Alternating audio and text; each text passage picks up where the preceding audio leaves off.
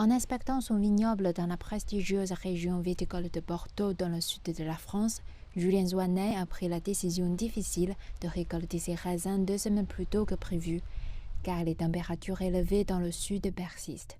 On s'adapte tout au long de l'année, mais c'est notre boulot d'agriculteur de toujours s'adapter. Ce n'est pas que parce qu'on a des changements climatiques qu'on doit s'adapter. Les agriculteurs de toute la région sont confrontés au défi urgent de maintenir ces vignobles de renommée mondiale face au changement climatique, alors que les racines des plantes ont du mal à trouver de l'eau et que le soleil brûle les fruits. En agriculture biologique, notre ennemi, c'est le champignon.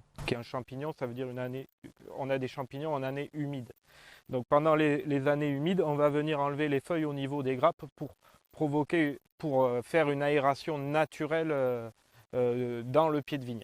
Plus au sud à Fitou, près de la frontière avec l'Espagne, Jean-Marie Fabre, président de l'Association des vignerons indépendants de France, convient qu'il ne suffit pas simplement d'observer les plantes et que les viticulteurs doivent apporter des changements urgents pour rester viables. Comme beaucoup d'autres dans la région, il constate déjà des baisses assez substantielles des rendements en raisin, une chute de 10% cette année et de 25% l'année dernière.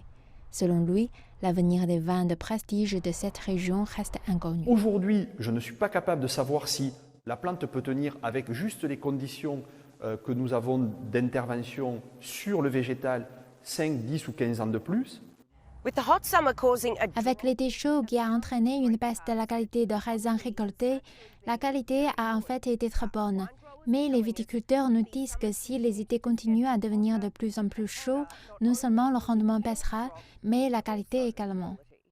Si la plante souffre, elle va moins alimenter le raisin et donc on va moins avoir une alimentation qualitative et des équilibres qui risquent d'être différents à la fois sur les acidités et sur les aromatiques. Alors avec de nombreux défis à relever, une solution au malheur viticole français pourrait-elle résider à l'étranger dans ces cépages capables de résister à des conditions extrêmes?